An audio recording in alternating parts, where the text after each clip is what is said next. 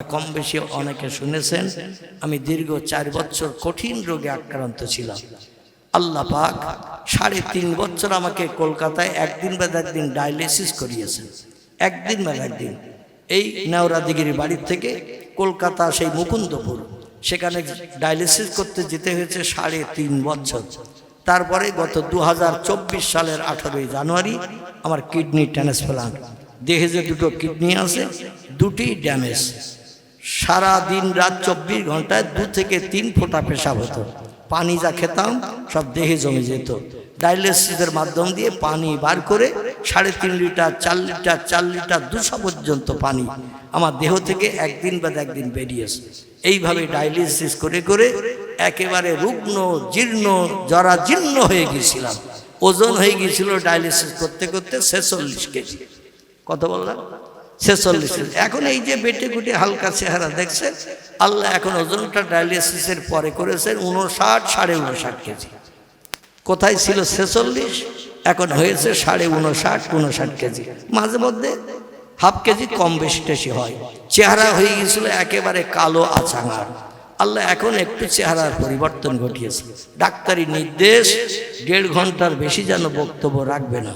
তবে আমাদের বাংলা একটা বাংলা প্রবাদ আছে, রাখে আল্লাহ মারে কে, মারে আল্লাহ একটু জোরে বলে রাখে কে। এই যে প্রবাদটা 100-র ভিতরে 100% সত্য।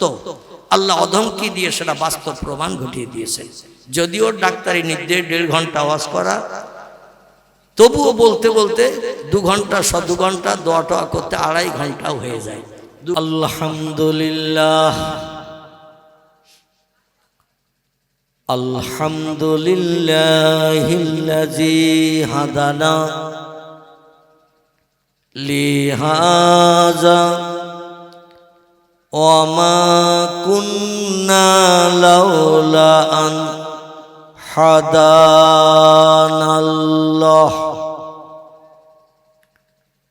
ওয়া আশহাদু আল্লা ইলাহা ইল্লাল্লাহু ওয়াহদাহু লা শারীকা লাহ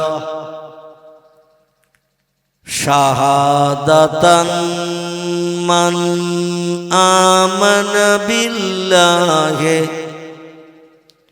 ওয়া কাফারা বিজিবতি ওয়াত তাগুত واشهد ان سيدنا ونبينا وشفيعنا وحبيبنا وسندنا ومولانا محمدا صلى الله عليه وسلم عبده ورسوله نبي المكارم الأخلاق الموصوف وبالكمال الأوصاف المنعوت فقد قال الله تعالى في كلامه المجيد وفي الفرقانه الحميد أعوذ بالله من الشيطان الرجيم بسم الله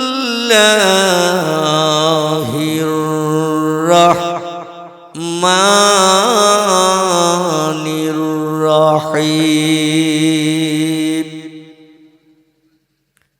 هو الذي خلق لكم ما في الأرض جميعا وقال النبي صلى الله عليه وسلم أربع إذا كنا فيك فلا عليك ما فتك منه حفظ الأمانة وصدق اللسان وعفة في تومة وحسن خليقة كما قال عليه الصلاة والسلام সকলে প্রাণ খুলে গলা ছেড়ে উচ্চ রবে একটু আওয়াজ তুলুন তো মাবুদের নামের আওয়াজ আল্লাহু আকবার হয়নি মনে করুন আজকের রাত আমাদের জীবনের শেষ রাত হতে পারে না কাল সকালে বাঁচবেন কার কার সার্টিফিকেট আছে একটু হাত তুলে দেখান যে কাল সকাল পর্যন্ত বেঁচে থাকবেন আল্লাহ আজরাইল পাঠাক যাই পাঠাক আমার মরণ হবে না আমার দেহ থেকে প্রাণ নিয়ে যেতে পারবে না এরকম সার্টিফিকেট কার কার আছে বা বিজ্ঞানী যন্ত্রপাতি মেশিনাদি কে কে ঘরে এনে রেখেছেন ঘরে মেশিন চালু করে দিয়ে রাত্রে শোবো আজরাইল জানলা হোক দরজা হোক ভেন্টিলেটর হোক কোনো জায়গা দিয়ে ঘরে ঢুকতে পারবে না ভেন্টিলেটর বুঝেন তো ছাদের তলায় থাকে না ছোট ছোট জলকি মতো ওখান দিয়ে ঢুকতে পারবে না জানলা দিয়ে পারবে না ঘরের দরজা দিয়েও পারবে না আজরাইল ঘরে ঢুকবে না ঘরে থাকবো জান্নাত হবে না প্রাণ নাশ হবে না এরকম সার্টিফিকেট কার কার আছে একটু হাত তুলে দেখান মানে কাল সকাল পর্যন্ত আজরাইল পাঠালেও মরণ হবে না আছে কারো সার্টিফিকেট তাহলে মরণের কাছে আমাদের সকলকে পরাজয় করতে হবে না হবে না আত-তাকদীরু লা ইয়ারুদ্দু ইল্লা বিদুআ নবীজি হাদিস শরীফে বলছেন যা তকদিরে মরণ আল্লাহ যেদিন নিহিত করে রেখেছেন ঠিক করে রেখেছেন 1 সেকেন্ড আগে 1 সেকেন্ড পরে তার মরণ হবে না বেলা 10টা বেজে 15 মিনিট 11 সেকেন্ড বুধবার মরণ যদি আল্লাহ লিখে রেখে থাকেন ও 10টা বেজে 15 মিনিট 11 সেকেন্ড বৃহস্পতিবারে মরণ হবে একটু কথা বলতে হবে তাহলে আমি কিছু দিতে পারবো আর যদি বলেন হুজুর খোকার মার সঙ্গে আসার সময় ঝামেলা করে এসেছি মন গরম গরম ভাব তাহলে আমার ওয়াজ মাথায় উঠে যাবে আমি শ্রোতা কথা না বললে কিছু দিতে পারি না শ্রোতা কথা বললে আমি কিছু দেওয়ার চেষ্টা করি আর যদি বলেন আমরা হুজুর ইতিকাফে নিয়ত করে বসেছি ইতিকাফ কি মাসে হয় কি মাসে একটু কথা বলেন আপনারা আল্লাহু আকবার রমজান মাসে তো কালকে সকাল থেকে কি রমজান শুরু হয়ে যাবে তাই আজকে থেকে ট্রেনিং নিচ্ছেন হ্যাঁ আবার ইতিকাফ রমজানের প্রথমে হয় না কিন্তু শেষ দশকে হয় নবীজি হাদিস শরীফে জানিয়েছেন রমজানের শেষ দশক আসলে মসজিদের কোণে সলিমউদ্দিন চাচা আব্দুল করিম দাদা আব্দুর রহমান ভাই 10 দিনের নিয়ত করে ইতিকাফে বসে কেউ বা একদিনেরও করে কেউ বা 7 দিনেরও নিয়ত করে বসে এই ইতিকাফে নিয়ত করে বসলে কারোর সঙ্গে কথা বলা যাবে একটু কথা বলেন কথা বলা যাবে আচ্ছা কথা বললে কি হবে যদি ইতিকাফে নিয়ত করে বসে কথা বলেন কি হবে ইতিকাফ ফাসেদ হয়ে যাবে নষ্ট হয়ে যাবে ইতিকাফের আর মর্যাদা থাকবে না এখন ওই রকম নিয়ত যারা করেছেন আজকের দিনের জন্য নিয়ত ভেঙে দেন কারণ রমজান মাস আসতে এখন অনেক বাকি আছে এই যে মাস চলছে এই মাসটির নাম হলো জমাদিউল আউয়াল মাস কি মাস বললাম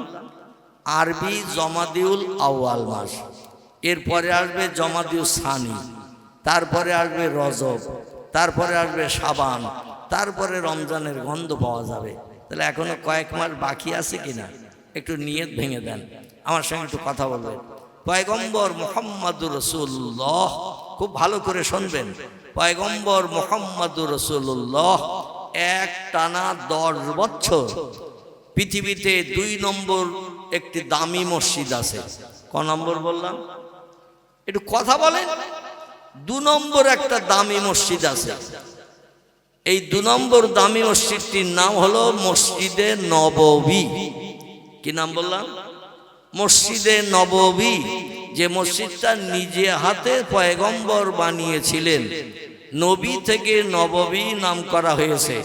এই মসজিদটা আছে সোনার মদিনাতুল মুনাওয়ারায়। জোরে বলুন সুবহানাল্লাহ। এই মসজিদটাতে বর্তমানে 7,25,000-এর মতো মানুষ একসঙ্গে জামাতের নামাজ পড়তে পারে। আপনাদের মসজিদের থেকে ছোট তো মসজিদটা, কি আপনাদের মসজিদের থেকে মসজিদটা ছোট তো নাকি? যে মসজিদে একসঙ্গে জামাতে নামাজ পড়তে পারে 7,25,000-এর মতো মানুষ, এই মসজিদটা হলো পৃথিবীতে 2 নম্বর মর্যাদা সম্পন্ন মসজিদ। যে মসজিদে 1 রাকাত নামাজ পড়লে 50,000 রাকাত নামাজ পড়ার সব আপনার আমার নামালের থলিতে আল্লাহ লিপিবদ্ধ করে দেন। জোরে বলুন সুবহানাল্লাহ। 50,000 রাকাতটা কি কম মনে করতেছেন নাকি? প্রতিদিন ফরজ নামাজ পাঠ করলে 17 রাকাত হয়। ক রাকাত বললাম? প্রতিদিন ফরজ নামাজ আদায় করলে 17 রাকাত হয়। ফজরের 2 রাকাত, জোহরের 4 রাকাত, আসরের 4 রাকাত, মাগরিবের 3 রাকাত, এশার 4 রাকাত। ক রাকাত হলো? গোনেন গোনেন আবার তাহলে। ফজরের 2 রাকাত, জোহরের 4 রাকাত, আসরের 4 রাকাত, মাগরিবের 3 রাকাত, এশার 4 রাকাত। কত হলো? শুনতে পাচ্ছি না আপনাদের কথা। 17। এইরকম একটু বললি তো আমি খুব খুশি হই। এই 17 রাকাত প্রতিদিন আল্লাহর ফরজ হুকুম। আমরা প্রতিদিন 5 ওয়াক্ত নামাজ পড়লে আমাদের নসিবে 17 রাকাত নামাজ পড়ার সব জড়বে। 17 রাকাত নামাজ পড়লে 17 রাকাতে সব। সেই খোদার কসম 18 রাকাতে সব হবে না।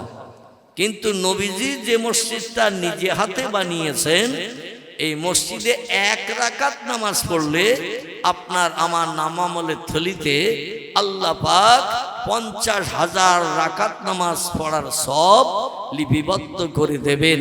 জোরে বলুন একটু সুবহান। সেই মসজিদটা পয়গম্বরের জীবদ্দশায় 10 বছর এইরকম ওয়াজের মজলিস ছিল।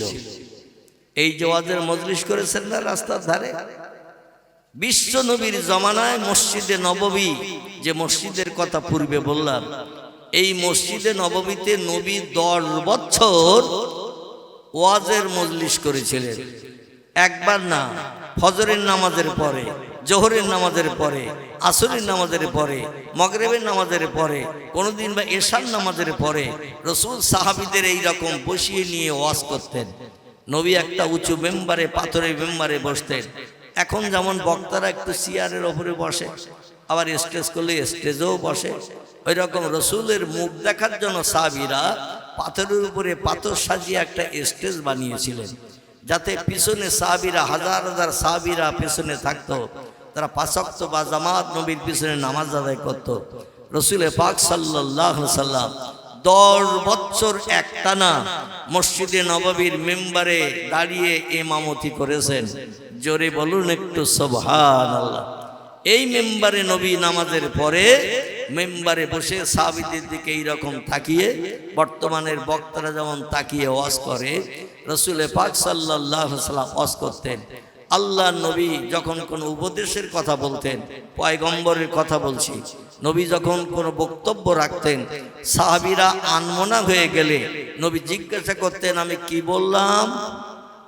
যারা একাগ্রতা নিয়ে শুনতো তারা বলতো, ইয়া রাসূলুল্লাহ আপনি এইটা বলেছেন।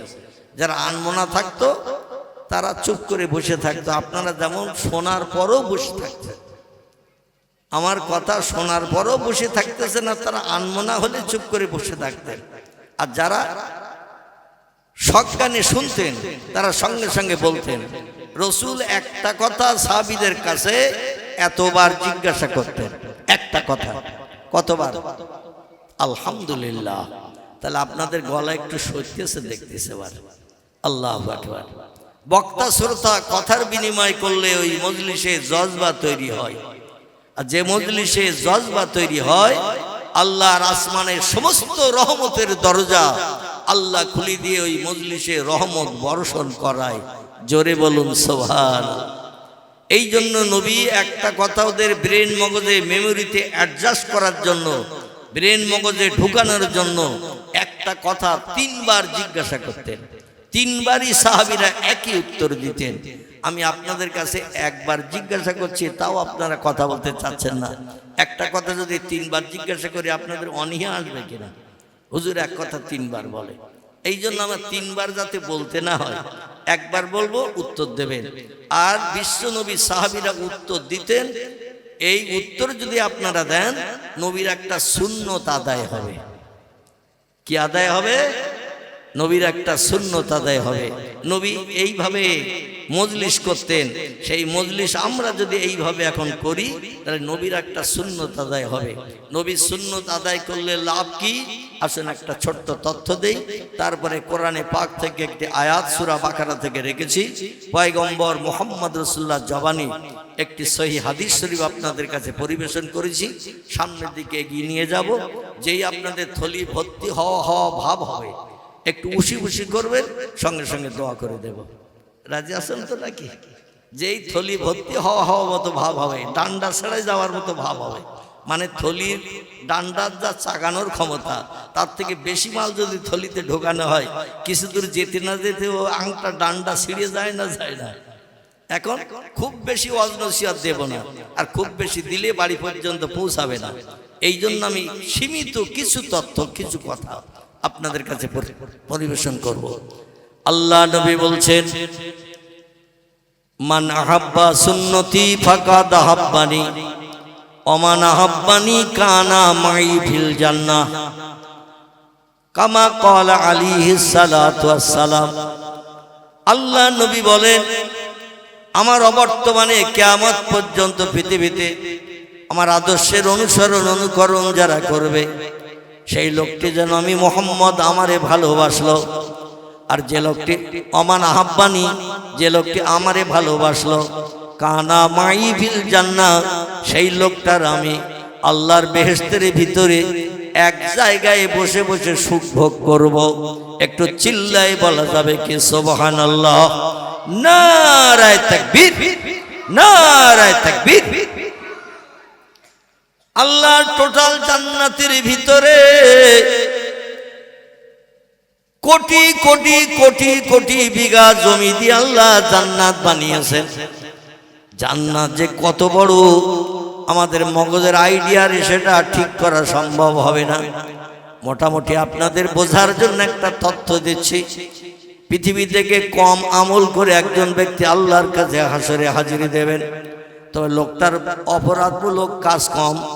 মদের গ্লাসে হাত দেয়নি, সুদের টাকা হাতে স্পর্শ করিনি, মিথ্যা কথা বলিনি, চুরি ডাকাতি ছিনতাই করিনি, রাত 1টার সময় বিধবার দরজার কড়া নাড়া দিয়ে জীবন যৌবনে খোদানে বিদে করিনি, কোনো ব্যক্তির প্রাণ নাশ করে বিবি বাচ্চারে বিধবা এতিম বানায়নি।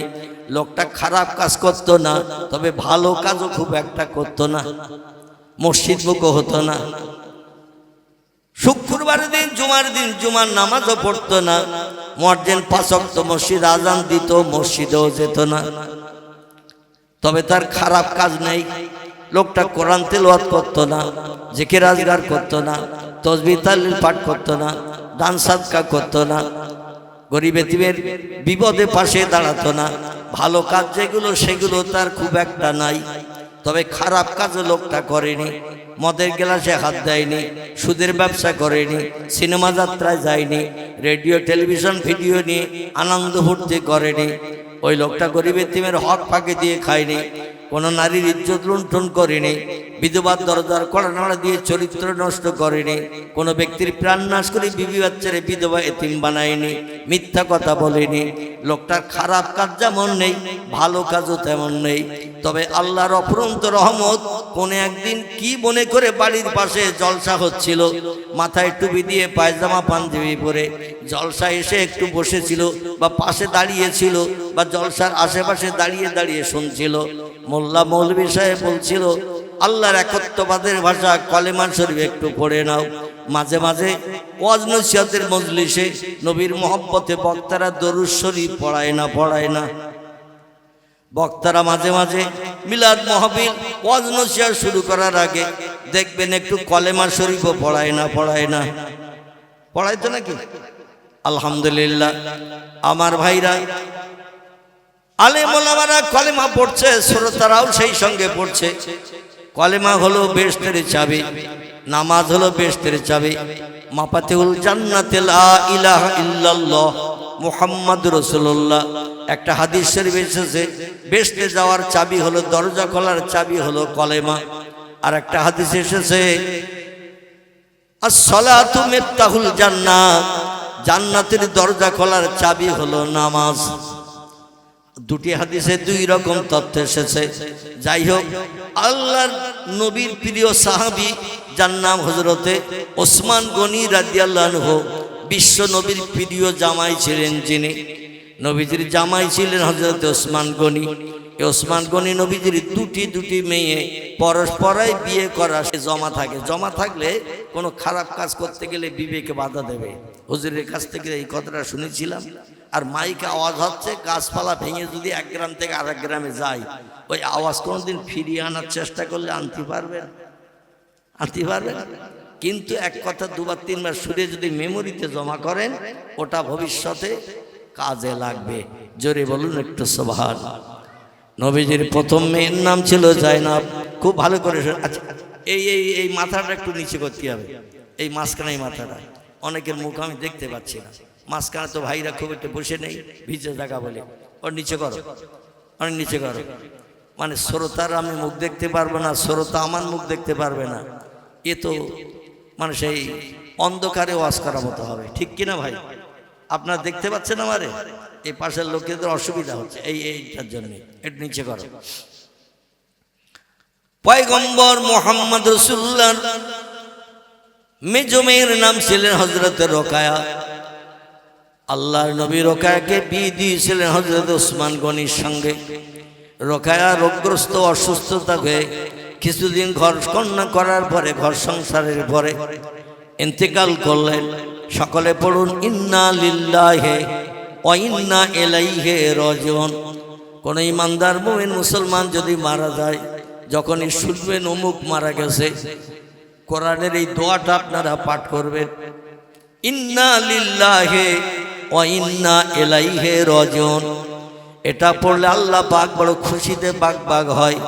জোরে বলুন একটু সুবহানাল্লাহ। রোকায়া ইন্তেকাল করলো।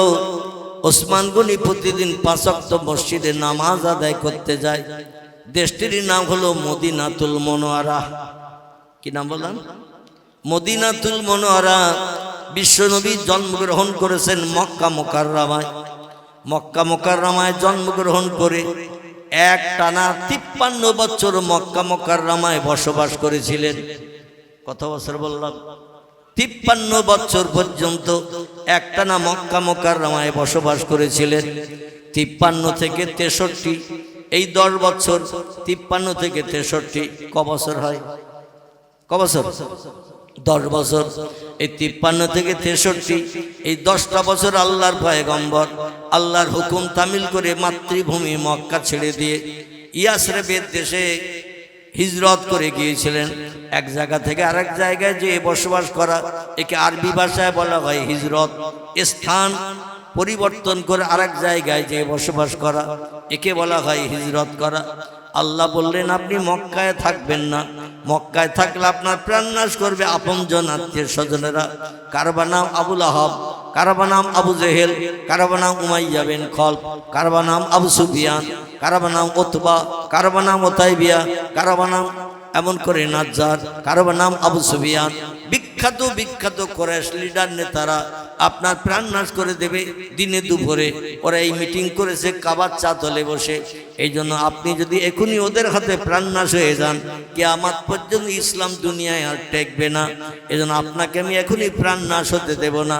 আপনাকে আমি বাঁচিয়ে রাখবো, যাতে পৃথিবীর বিভিন্ন দেশে কলেমার দাওয়াত, আমার কথা, ইসলামের কথা আমার নবীর মাধ্যম দিয়ে প্রচারিত হয়। কিয়ামত পর্যন্ত তারা এই ইসলাম ধর্মকে জারি রাখবে। কারণ ইন্নাদ-দীনা ইনদাল্লাহিল ইসলাম। আল্লাহ বলেন পৃথিবীতে যত ধর্ম মতপথ আছে, সব ধর্ম মতপথের ভিতরে আমার কাছে প্রিয় পছন্দনীয় ধর্মের নাম হলো কি? একটু জোরে বলেন। আমার কাছে প্রিয় পছন্দনীয় ধর্মের নাম হলো ইনদাল্লাহিল ইসলাম। সেই ধর্মটির নাম হল ইসলাম ধর্ম। ইসলাম শব্দটি আরবি ভাষা, এর বাংলা অর্থ হলো শান্তির ধর্ম। যে ধর্ম গ্রহণ করলে অশান্তি হবে না, মারামারি হবে না, কাটাকাটি হবে না, হিংসা বিদ্বেষ হবে না, প্রাণনাশ হবে না, মানুষ শান্তিতে বসবাস করতে পারবে। হিন্দু হোক, মুসলমান হোক, জৈন হোক, শিখ হোক, বৌদ্ধ হোক, ইহুদি হোক, খ্রিস্টান হোক, কোল হোক, ভিল হোক, নাগা হোক, খাসা হোক, মুন্ডা হোক, আর্য হোক, অনার্য হোক, আদিবাসী হোক, সাঁওতালি হোক, যত ধর্মাবলম্বী মানুষ পৃথিবীতে থাকবে সবাই শান্তিতে বাস করতে পারবে। কারণ লা ইকরাহা ফিদ্দিন, ধর্মের উপরে কোনো জোর জবরদস্তি নাই। ধর্মের উপরে কোনো জোর জবরদস্তি নাই। লাকুম দীনুকুম ওয়ালিয়া দিন, তোমাদের জন্য তোমাদের ধর্ম ভালো, অপরের জন্য অপরের ধর্ম ভালো। চিল্লায় বলুন একটু সুবহানাল্লাহ। মানুষের ব্রেন মধ্যে মগজ দিয়েছি, মানুষের ব্রেন বুদ্ধি জ্ঞান দিয়েছে। জ্ঞানের মাধ্যম দিয়ে পৃথিবীতে মানুষ যদি রিসার্চ করে, গবেষণা করে, যাচাই করে, কোনটা ভালো কোনটা মন্দ তারা জানতে পারবে। জানার পরও যদি ভালোটা মেনে না নেয়, অবশ্যই হাসরের মাঠে তাদের প্রতিদান দেয়া হবে। ইন্নাল্লাযীনা কাফারু ওয়া কাযযাবু বিআয়াতিনা উলাইকা আসহাবুন নারি হুম ফিহা খালিদুন। জোরে বলুন একটু আল্লাহু আকবার।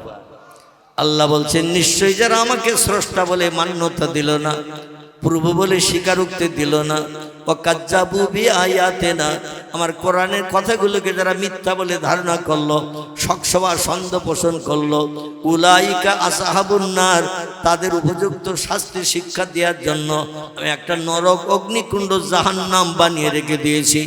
আমার দুনিয়ায় বাস করবে, আমার নেয়ামত খাবে, আমার অনুদান সুন্দরী বিবি বাচ্চা নিয়ে সংসার জীবনে সুখ ভোগ করবে, আমার জমিনে ঘর বাঁধবে, আর আমি আল্লাহ আমারে নেবে না, এটা কোনোদিন মেনে নেওয়া সম্ভব নয়। বাড়িতে যদি গোলাম চাকর মানদার রাখেন, খুব ভালো করে বুঝবেন, বাড়িতে যদি গোলাম মানদার চাকর রাখেন, মাসে মাসে মনে করুন ৬০০০ টাকা মাইনে দেন, প্রতিদিন ২০০ টাকা করে মাইনে দেন, মাসে ৬০০০ টাকা মাইনে হলো। বছরে ২বার ৩বার জামা কাপড় দেন, ৩ শাস্তারে খেতে দেন। এই গোলাম চাকর মানদার ৬০০০ টাকা মাইনে পায়, জামা কাপড় পায়, ৩ শাস খেতে পায়। ওর কাজ হলো মালিকের হুকুম শুনে কাজ করা, ঠিক তো নাকি? এইবার মালিক যদি বলে দোকানে যা একটু মাল নিয়ে আয়, অমুক জায়গায় যা গরু বাঁধা আছে সন্ধ্যা হয়ে আসছে গরু দুটো নিয়ে আয়, অমুক জায়গায় যা পুকুরতে দুটো মাছ ধরে নিয়ে আয়, বাড়িতে অতিথি এসেছে একটু মাছ ধরে নিয়ে আয়। মানদার গোলাম চাকর যদি বলে তোমার কিচ্ছু করতে পারবো না, ও মালিক মানদার রাখবে কি? রাখবে? আল্লাহ বলছেন, ইয়া মাশারাল জিন্নি ওয়াল ইনসি ইন ইসতাতাতুম আন তানফুযু মিন আকতারিস সামাওয়াতি ওয়াল আরদ ফানফুযু লা তানফুযুনা ইল্লা বিসুলতান। জোরে বলুন একটু আল্লাহু আকবার। কোরআনের ২৭ পারা, কত পারা বললাম? ২৭ পারা। সূরাটির নাম সূরাতুর রহমান। কি নাম বললাম? সূরায়ে রহমান। এই সূরায়ে রহমানে আল্লাহ বলছেন, এ দুনিয়ার জিন আর ইনসান, দুটি জাতিকে উদ্দেশ্য করে আল্লাহ বলছেন, ইয়া মাশারাল জিন্নে ওয়াল ইনসি, জিন একটি দল, মানুষ আর একটি দল। সমস্ত সৃষ্টির ভিতরে এই দুটি দলকে আল্লাহ সেরা করে বানিয়েছেন।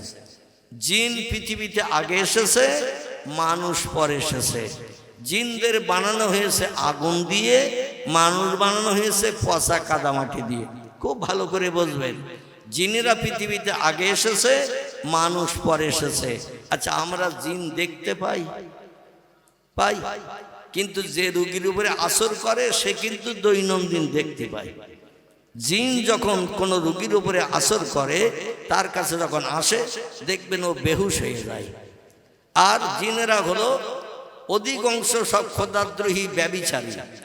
ওদের দেহ হলো আগুনের তৈরি, মানুষের দেহ কাদা মাটি দিয়ে তৈরি। এরা হলো নরম ধাতু, ওরা হলো গরম আগুন আগুন। এই জন্য ওরা মানুষকে নিয়ে ব্যভিচারী করে। নারীদের পায় পুরুষ জেনেরা, আর পুরুষদের পায় পরী নামক জেনেরা। পরী বলে না, পরী, এরা হলো মেয়ের জাত। এরা পায় পুরুষদের, আর পুরুষ জেনেরা পায় মেয়েদের। মানে চরিত্র নষ্ট করে জীবনের সব শান্তি মিটাবে। তাই জিন যখন রুগীর কাছে আসে, রুগী তখন বেহুশ হয়ে যায়। ওরা জীবনের সব শান্তি যত সময় পারে মিটায়, তত সময় বেহুশ থাকে। যখন ওরা এবার সব শান্তি মিটিয়ে চলে যায়, আস্তে আস্তে রুগী হুঁশ পায়। এই জন্য আমরা তাড়াতাড়ি করে তদবির কারক একে ওকে ডেকে নিয়ে জিন একটু রুগীর কাছ থেকে ছাড়ানোর চেষ্টা করি না। রুগীরা দেখতে পায়, আমরা দেখতে পাই না, কিন্তু জিনেরা পৃথিবীর সব কিছু দেখতে পায় ফেরেশতাদের মতো। জোরে বলুন একটু সুবহানাল্লাহ। ফেরেশতারা যেমন সব দেখতে পায়, ওরাও তেমন সব দেখতে পায়। ওরা মাটির তলা দিয়ে যেতে পারে। আমাদের থেকে জেনেদের ক্ষমতা অনেক গুণে বেশি। ওরা মাটির তলা দিয়ে যেতে পারে, আমরা পারি। ওরা পানির ভিতর দিয়ে যেতে পারে, আমরা পারি। ওরা হাওয়ায় উড়িয়ে যেতে পারে, আমরা পারি। আমাদের হাওয়ায় উড়িয়ে যেতে গেলে এরোপ্লেন হেলিকপ্টার লাগবে না? লাগবে। কিন্তু ওরা এমনি এমনি ডানা মেলে উড়ে যেতে পারে। ওরা আসমান পর্যন্ত উড়ে যেতে পারে, হাদিস শরীফের কথা। ওরা আসমান পর্যন্ত উড়ে যেতে পারে। এবং আল্লাহ পাক ওদের গড় হায়াত দিয়েছেন 2500 বছরের মতো। কতটা বললাম? এক একটা জিন বাসে 2500 বছরের মতো। আমাদের হায়াত যদি আল্লাহ 2500-এর জায়গায় 2000 বছর দিত, আমরা মাটিতে পা দিয়ে হাঁটতাম বলে মনে হয়। 2000 বছর বেঁচে থাকবো। মরণের চিন্তা এখন পেছনে ফেলে রাখ। বয়স হয়েছে মাত্র 60, 70, 80। এখনো 1950 বছর বাঁচবো, কিংবা 1900 বছর বাঁচবো, 1950 বছর বাঁচবো। তারপরে তো মরণ। 2000 বছর বেঁচে থাকবো। আল্লাহ পাক এই মানুষের ভিতরে একজন পয়গম্বর পাঠিয়েছিলেন। তার নাম ছিল নূহ আলাইহিস সালাতু সালাম। কি নাম বললাম? নূহ নবী। নূহ নবী, এনার একটু বয়স আমাদের থেকে আল্লাহ কম করে দিয়েছিলেন। নূহ নবী, কোরআনে তথ্য এসেছে। উনি পৃথিবীতে হায়াতে বেঁচে ছিলেন 1450 বছর। কত বললাম? 1450 বছর। মুসা নবীর জমানার মানুষ 400, 450 বছর পর্যন্ত বেঁচে থাকতো। উম্মতে মুহাম্মাদীদের বয়সের গড় করা হয়েছে মাত্র 60। দুজনের বয়সের গড় করা হয়েছে 60 আর 60 কত? 60 আর 60। আল্লাহ, আওয়াজ পাচ্ছি না। 100 করি। আওয়াজটা যদি আগে পেয়ে যেতাম তাহলে জিজ্ঞাসা করার দরকার হতো না। এখন যেমন বললেন আমার কানে আওয়াজ এসেছে, কিন্তু আগে আওয়াজটা শুনতে পাইনি। এই দুইজনের গড় করা হয়েছে 120। তো 60 আল্লাহ আমাদের গড় পত্তায় বয়স করে দিয়েছে। কেউ যদি 65 বাসে, একজন 55 মরবে। কেউ যদি 70 বাসে, একজন 85 মরবে। কেউ যদি 80 বাসে, একজন 40 মরবে। মানে 80 আর 60 আর 40 এইভাবে হিসাব করে 60 আর 60 120। গড় এক একজনের করা হয়েছে 60। একজন যদি 5 বছর বেশি পায়, একজন 5 বছর কম পাবে। এখন আপনি যদি কারো কাছে জিজ্ঞাসা করেন আমার 5 বছর বয়স কেটে নিচ্ছিস কেন? আমি 55 মরে যাচ্ছি, 60 বছর বাঁচার ইচ্ছা ছিল, আল্লাহ 60 গড় করিয়েছে, তো আমার 5 বছর কেটে নিচ্ছি, ফেরত দে। কারো কাছ থেকে ফেরত নেওয়া যাবে? কেউ দেবে? দুনিয়া এমন একটা জায়গা, এই জায়গার 1 সেকেন্ড হায়াত কেউ কাউরে দিতে চায় না। আর দুনিয়ায় আসলে কেউ পরকালের কথাও মনে করে না। দুনিয়া আনন্দের জায়গা, দুনিয়া ফুর্তির জায়গা। যতদিন বেঁচে আসো আনন্দ করো, ফুর্তি করো, খাও আর মরো। এটা হলো 4 ভাগ দার্শনিকদের কথা। 4 ভাগ দর্শন, ফিলোসফার, এরাই তত্ত্ব দিয়েছে। দুনিয়া হলো আনন্দের জায়গা, দুনিয়া হলো ফুর্তির জায়গা। যতদিন বেঁচে আসো আনন্দ করো, ফুর্তি করো, খাও আর মরো। মরণের পরে আর কিছু নাই। ওই 4 ভাগ দার্শনিকেরা আরো তত্ত্ব দিয়েছেন। দুনিয়া হলো ক্ষণস্থায়ী। আজকের বেঁচে আসো, আগামীকাল থাকবে, এ সার্টিফিকেট আমরা দিতে পারবো না। আগামীকালের জন্য কোনো আশা ভরসা যেন উঠিয়ে রেখো না। যখন যেটা মনে ইচ্ছা হবে সঙ্গে সেটা পূর্ণ করে নিও, কারণ জীবনে শখ রাখতে তুমি যদি ঘুমিয়ে পড়ো তোমার জীবনের শখ আর কেউ মিটাতে পারবে না। এই জন্য চারবাক দার্শনিক আরো বলেছেন, ধার করে যদি ঘি ভাত খেতে হয় তো খাও, খেয়ে মরো, মরণের পরে আর কিছু নাই। ধার করে যদি ঘি ভাত খেতে হয় তাও খাও, খেয়ে মরো, মরণের পরে আর কিছু নাই। তো তানার অনুসারী যারা তারা বললেন ধার করতে গেলে মানুষের কাছ থেকে হয়তো হাত পাতলে ধার করে নেওয়া যাবে, কিন্তু পরে তো শোধ করতে হবে। চারবাক দার্শনিক বললেন পরে শোধ করার চিন্তা মগজে নিয়ে না, কারণ ধার করে খেয়ে জীবনে শখ মিটাও, যদি কোনোদিন তুমি মরে যাও হয় কবরে নাই শ্মশানে তোমারে কবর দেবে, পাওনাদার কবরের পাশে শ্মশানের ধারে এসে হাজার চিল্লালেও তোমার কাছ থেকে এক পয়সা আদায় করে নিতে পারবে না। অতএব যত পারো ধার করো, খাও, জীবনের শখ বাকি রেখো না। আমরা ইমানদার মুমিন মুসলমানেরা দার্শনিকদের এই তথ্য বিশ্বাস করি, কথা বলে আমরা মানি, কারণ আমরা জানি ধার করে গেলে জানাজা নামাজের সময় তিরমিজি শরীফের হাদিস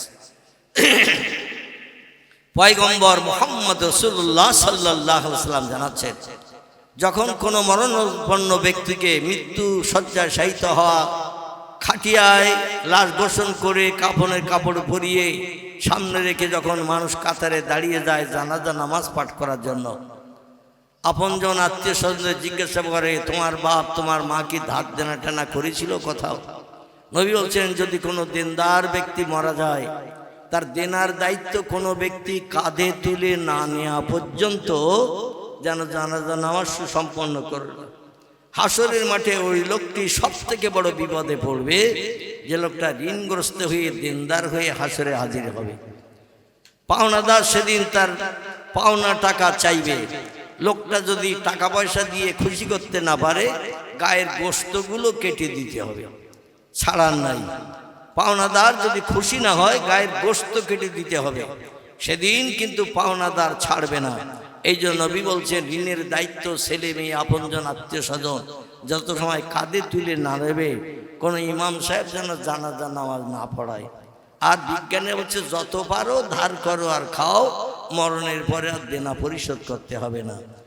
আসলে এরা বলে there is no God, Allah is nothing, স্রষ্টা বলতে কিছু নাই, পৃথিবী প্রাকৃতিক নিয়মে চলছে আর চলবে, এসব সৃষ্টি যা কিছু দেখি এমনি এমনি হয়েছে, আল্লাহ বানাই নাই।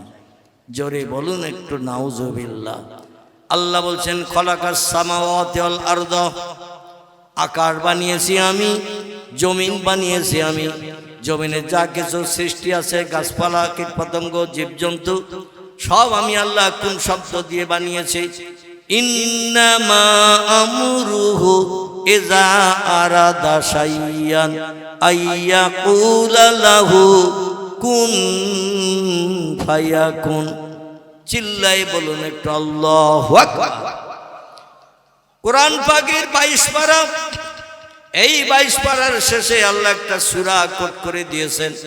সূরাটির নাম হলো সূরাতুল ইয়াসিন। এই সূরা ইয়াসিনের একেবারে শেষ আয়াতের আগের আয়াত আল্লাহ তত্ত্ব কোট করেছেন ইন্নামা আমরুহু ইযা আরাদা শাইয়ান। আল্লাহ বলেন নিশ্চয় আমি সেই প্রভু যখন কোনো কিছু বানানোর ইরাদা ইচ্ছা প্রকাশ করি, আইয়াকুলা লাহু আমার জবান দিয়ে শুধু একটু বলি কুন হ ফায়াকুন, সঙ্গে সঙ্গে সেটা হয়ে যায়। আমার কোনো কিছু বানাতে তৈরি করতে 1 সেকেন্ডের বেশি 2 সেকেন্ড সময় অতীতে কোনোদিন লাগেনি, বর্তমানেও লাগছে না, ভবিষ্যতেও লাগবে না। বর্তমান প্রযুক্তি যুগের বিজ্ঞানীরা বলছে আল্লাহ বুড়ো হয়ে গেছে, এখন আর আমাদের সঙ্গে পারবে না। একটু জোরে বলা যাবে না নাউজুবিল্লাহ? বিজ্ঞানীদের জিজ্ঞাসাবাদ করা হলো আল্লাহ বুড়ো কিসে হলো? ওরা বলছে আল্লাহ যদি এই পৃথিবী বানিয়ে থাকে মৌলবীদের কথা মোতাবেক, কোরআন হাদিসের কথা মোতাবেক যদি আল্লাহ এই পৃথিবী বানিয়ে থাকে কারণ আল্লাহ বলেছেন খলাকাস সামাওয়াতি ওয়াল আরদা, মাথার উপরে যে নীল আকাশ দেখো ওটাও আমি বানিয়েছি। এই পৃথিবীর জমিনে যে কোনো দেশের তোমরা যারা পরিভ্রমণ করছ, সব দেশগুলো আমার কোন শব্দের মাধ্যম দিয়ে তৈরি? কথাটা যে বাস্তব, আপনি একটু তথ্য দিন আমার কাছে। পৃথিবীতে বর্তমান দেশের সংখ্যা হলো 256টির মতো। কথা বললাম, তাম পৃথিবীতে দেশের সংখ্যা 256টির মতো। Japan, German, England, Holland, Poland, Italy, Brazil, Thailand, Singapore, Burma, Rangoon, Hindustan, Pakistan, Bangladesh, Afghanistan, Iraq, Iran, Kuwait, Jordan, Arab, পারস্য, তুরস্ক, Libya, Nigeria, Indonesia, Malaysia, Sri Lanka, Burma, Tajikistan, Kazakhstan, Balochistan, Azerbaijan, Armenia, Saudi Arab, Arab আমিরশাহী, শাম, সিরিয়া, মরক্কো, ইয়ামান, বুলগেরিয়া, মিশর, Jordan, পারস্য থেকে শুরু করে পৃথিবীতে 256টার মতো দেশ আছে। আজ পর্যন্ত প্রযুক্তি যুগের বিজ্ঞানীরা একটা দেশ সাগরের মাঝখানে বালি, মাটি, পাথর ফেলে বানিয়েছেন। একটু তথ্য আমারে দেন। 256টা দেশ যা পৃথিবীতে আছে, আল্লাহ অতীতে সব বানিয়েছিলেন, বর্তমানও বানাচ্ছেন। ঘোলা ঘোলা পলিকণা, গুঁড়ো গুঁড়ো বালিকণা দিয়ে আল্লাহ সাগরের পানির জোয়ার ভাটার মাধ্যম দিয়ে আল্লাহ যখন কোন শব্দ ব্যবহার করেন, সাগরের পানির ভিতরে আল্লাহ পাক ওই পলিকণাগুলো, গুঁড়ো গুঁড়ো বালির দানাগুলো এক জায়গায় জমিয়ে পানির উপরে দ্বীপ বানিয়ে দিয়ে থাকেন। দেখেছেন এমন কোন দ্বীপ? দেখেছেন? যদি না দেখে থাকেন, খুব বেশি দূর যেতে বলবো না, আমাদের এই পশ্চিম বাংলার শেষ সীমানা বাংলাদেশ বর্ডারের কাছে এই কাছাকাছি একটা গ্রাম আছে। গ্রামটির নাম হলো গজালমারি। কি নাম বললাম? গজালমারি, সলাদানা গজালমারি, নাম শুনেছেন তো? এইখানে যে দেখবেন যে ইসামতি নদী ঘুরে এসেছে বসিরহাটের উপর দিয়ে চলে যাচ্ছে তেঁতুলিয়ার দিকে। ওই গজালমারির ওখানে গেলে, সোলাদানার ওই নদীর ধারে গেলে দেখতে পাবেন দুই দিক দিয়ে পানি চলছে কুলকুল করে, পানি আবার আসছে কুলকুল করে, মাঝখানে ঘোলা পানি দিয়ে গুঁড়ো গুঁড়ো বালির দানা দিয়ে আল্লাহ একটা বড় দ্বীপ বানিয়ে দিয়েছেন। ওখানে বালি, মাটি, পাথর কোনোদিন কোনো বিজ্ঞান, দর্শন, ইঞ্জিনিয়ার, কোনো সরকার কেউ কি ফেলেছে নাকি? এক ঝুড়ি মাটি ফেলেছে কেউ? একটু কথা বলেন। কেউ ফেলেনি। আল্লাহ শুধু বলেন কুন ফায়াকুন, সঙ্গে সঙ্গে হয়ে যায়। পৃথিবীর বিজ্ঞানীদের জিজ্ঞাসাবাদ করা হলো, উপরের দিকে তাকিয়ে কি দেখো? বিজ্ঞানীরা বলল, উপরের দিকে তাকিয়ে দেখে শুধু ফাঁকা। স্কুটনিক চালালাম, অ্যাপোলো চালালাম, রকেট চালালাম, আরো কত নামি দামি যন্ত্র মেশিন আমরা প্রযুক্তির যুগে বানিয়ে উপরে চালিয়েছি। মহাশূন্য শুধু দেখি ফাঁকা আর ফাঁকা, বহুদূর ফাঁকা, তাই নীল মতন দেখায়, আকাশ বলতে কিচ্ছু নাই। বর্তমান প্রযুক্তি যুগের বিজ্ঞানীদের কথা। বিজ্ঞানী বলছে বহুদূর ফাঁকা, তাই নীল মতন দেখায়, আকাশ বলতে কিছু নাই, মহাশূন্য। আল্লাহ 1450 বছর আগে সত্য ধর্মগ্রন্থ কোরআনে তথ্য কোট করে দিয়েছেন। হুয়াল্লাযী খালাকা সাবআ সামাওয়াতিন তিবাকা। জোরে বলুন একটু আল্লাহু আকবার। আল্লাহ বলছেন, বিজ্ঞানীর দল, ইঞ্জিনিয়ারদের দল, তোমাদের মগজের জ্ঞান কম, আমার সঙ্গে পাল্লা দিতে এসো না, পাগল হয়ে মারা যাবে। কথাটা ঠিক না ভুল? আল্লাহ বলছেন তোমাদের মগজের জ্ঞান কম, তোমরা ক্যালকুলেটর বানিয়েছো, কম্পিউটার বানিয়েছো, রিমোট কন্ট্রোল বানিয়েছো, স্যাটেলাইট বানিয়েছো, ইন্টারনেট বানিয়েছো, রেডিও বানিয়েছো, ভিডিও বানিয়েছো, ভিসিআর বানিয়েছো, কোল্ড স্টোর হিমঘর বানিয়েছো, পাতাল রেল বানিয়েছো, আরো কত যন্ত্রপাতি মেশিনারি বানিয়েছো। তোমরা টাচ মোবাইল বানিয়ে দিয়েছো, ঘরে বসে বসে তামাম বিশ্ব দেখতে পাবে। আপনজন কোনো দেশে যদি থাকে, কথা বললে তার ঠোঁট নড়াটাও দেখতে পাবে, কথার আওয়াজ, কণ্ঠের আওয়াজ বুঝতে পারবে। বিজ্ঞান এত কিছু বানিয়ে মানুষের উপকার করেছেন। আল্লাহ বলছেন তবুও তোমাদের মগজের জ্ঞান কম। আমি আল্লাহ হলাম অসীম জ্ঞান রাশির মালিক, তোমাদের জ্ঞান হলো সসীম সীমিত জ্ঞান। আমার সঙ্গে পাল্লা দিতে এসো না, পাগল হয়ে মারা যাবে। কি তত্ত্ব আল্লাহ পাক ডেকে বলছেন, ওয়ামা উতিতুম মিনাল ইলমি ইল্লা কালিলা। জোরে বলুন একটু সুবহানাল্লাহ। আচ্ছা, আমি কোরআনের আয়াত পড়ছি আর তরজমা পড়ছি, অসুবিধা হচ্ছে কার কার একটু হাত তুলে দেখান। যদি বলেন হুজুর এই ওয়াজ ভালো লাগতেছে না, তাহলে আমি আবার স্টারিং ঘুরিয়ে গাড়ি অন্য রাস্তায় নিয়ে যাব। ওসমান গনির কথা বলছিলাম না একটু আগে, মনে আছে? ওসমান গনি তার মেয়ে এবং তার বিবির কথা বলছিলাম, মনে আছে? যাবো ইনশাল্লাহ ওদিকে। তো কোরআন হাদিসের কথা আপনাদের শুনতে ভালো লাগছে না খারাপ লাগছে? কোরআন হাদিসের কথা শুনলে সেখানে আল্লাহর আসমানে রহমত বর্ষণ হয়। যে মজলিসে কোরআনের আয়াত নাই, নবীজির জবানি হাদিস নাই, আমার কাছে ওই মজলিসটা হলো শুকনো মজলিস। কি মজলিস বললাম? শুকনো মজলিস। আল্লাহর রহমত এই মজলিসে আসবে না। এই জন্য একটু সত্য কোরআনের কথা, পয়গম্বরের জবানি সত্য কথা আপনাদের কাছে একটু আমি ব্যক্ত করছি। অসুবিধা হচ্ছে না তো আপনাদের? আল্লাহ আসুন পরের দিকে নিয়ে যাব। কিসসা কাহিনী শুনতে চাইলে পরে বলবো, তবে সেটা এমনি নানি দাদির কথা নয়। আল্লাহর কোরআনে যে সমস্ত কিসসার কথা বলা হয়েছে, পয়গম্বর যে সমস্ত জীবনের কথা, অতীতকালের কথা বলেছেন, সেগুলো আমি পরে আপনাদের কাছে দেব। জানি না কোন বক্তব্য আপনাদের কাছে ভালো লাগবে। ড্রাইভার এখন আমি, যদি বলেন এই রাস্তায় গাড়ি চালালে আমরা যাব না, এখন নিয়ে যেতে হবে আমাদের কালীনগরের দিকে, স্টারিং ঘুরিয়ে দেবো, আবার কালীনগর মুখে যাবো, বসিরহাট বুকার যাব না। কারণ আপনারা যাত্রী, আমি এখন ড্রাইভার। বুঝতে পারছো তো নাকি? যদি বলেন এই রাস্তায় যাব না, কোরআন হাদিস শুনবো না, কিসসা কাহিনী বলেন শুনতে ভালো লাগবে, তাহলে আমি আবার ড্রাইভারের স্টারিং ঘুরিয়ে দিয়ে গাড়ি ওই রাস্তায় নিয়ে যাব। তবে আল্লাহর রহমত পাওয়া যাবে না, আল্লাহর করুণা দয়া পাওয়া যাবে না। আল্লাহ বলছেন ওমা উতিতুম মিনাল ইলমি ইল্লা কালিলা। ও মানুষ, তোমাদের মগজে যে জ্ঞান, যে জ্ঞানের মাধ্যম দিয়ে প্রযুক্তির যুগের বিজ্ঞানীদের মাধ্যম দিয়ে হাজারো যন্ত্র মেশিন বানিয়ে তোমাদের মুখে হাসি ফুটিয়ে দিয়েছে। আগে চাষা সুতো পাকাতো, সুতো পাখি নিয়ে, মানে সেই কিসে সুতো পাকাতে এইভাবে ঘষে ঘষে টাকুর, অনেকদিন আগের কথা তো আমার মনে নেই, তা জিজ্ঞাসা করে নিলাম।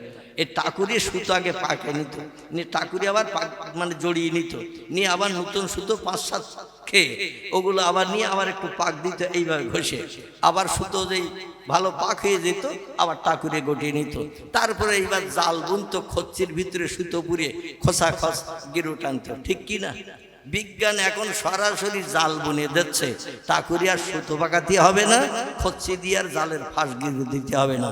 এই বানিয়েছে না বানায়নি বিজ্ঞান? বানিয়েছ তো নাকি?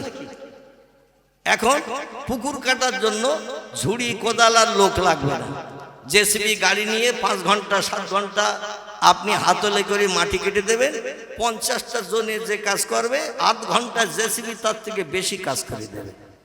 আমার তো মনে মনে ধারণা হচ্ছে আগামীতে ঝুড়িও আর বাজারে বিক্রি হবে না, আর কোদালও আর বিক্রি হবে না, কারণ ঝুড়ি কোদালের কাজ সব জেসিবি মেশিনই করে দিচ্ছে।